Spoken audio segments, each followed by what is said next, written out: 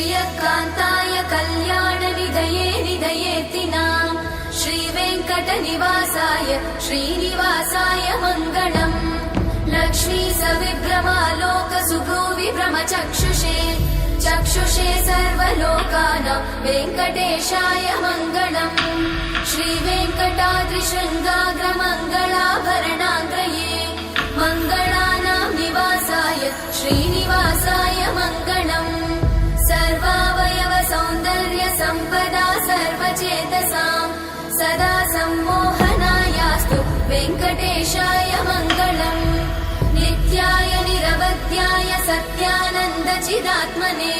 सर्वान्तरात्मने श्रीमद् वेङ्कटेशाय मङ्गलम्